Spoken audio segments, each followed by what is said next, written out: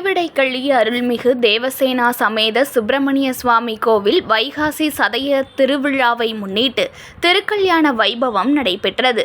திரளான பக்தர்கள் பங்கேற்று தரிசனம் செய்தனர். மயிலாடுதுறை மாவட்டம் தரங்கம்பாடி தாலுகாவில் அமைந்துள்ளது திருவிடைக்கள்ளி சுப்பிரமணிய சுவாமி முருகன் கோவில். அருள்மிகு தேவசேனா சமேத சுப்பிரமணிய சுவாமி கோவில் அறுபடை வீடுகளுக்கு இணையான தலமாகவும் சோழ நாட்டு திருச்செந்தூர் என்று போற்றப்படுகிறது.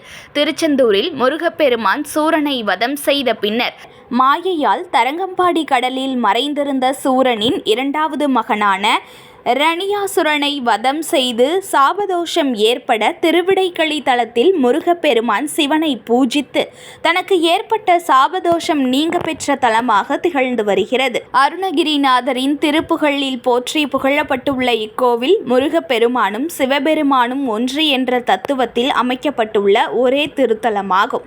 இங்கு சிவபெருமானும் முருகப்பெருமானும் ஒரே கருவறையில் எழுந்தருளி உள்ளதால் முருகப்பெருமான் சிவஸ்வரூபமாக காட்சியளிக்கிறார். சிறப்புமிக்க இக்கோவிலில் வைகாசி சதய திருவிழா பிரம்மோற்சவ விழா கடந்த 14ஆம் தேதி கொடியேற்றத்துடன் தொடங்கியது. 7ஆம் திருநாளான திருக்கல்யாண வைபவம் நடைபெற்றது. காலை சுவாமி அம்பாளுக்கு சிறப்பு அபிஷேக ஆராதனைகள் செய்யப்பட்டது.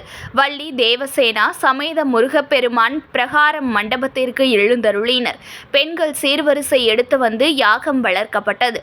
தொடர்ந்து காப்பு கட்டி ஊஞ்சல் உற்சவம், மாலை மாற்றுதல், கன்னிகாதானம் செய்யப்பட்டு மாங்கல்ய தாரணம் நடைபெற்றது. தொடர்ந்து பூர்ணாகுதி செய்யப்பட்டு நெய்வேத்தியங்கள் படைக்கப்பட்டு பஞ்சமுக தீபாராதனை, மகா தீபாராதனை நடைபெற்றது. இதில் திரளான பக்தர்கள் கலந்து கொண்டு திருக்கல்யாண வைபவத்தை கண்டு தரிசனம் செய்தனர். தொடர்ந்து பஞ்சமூர்த்திகள் வீதி உலா நடைபெற்றது.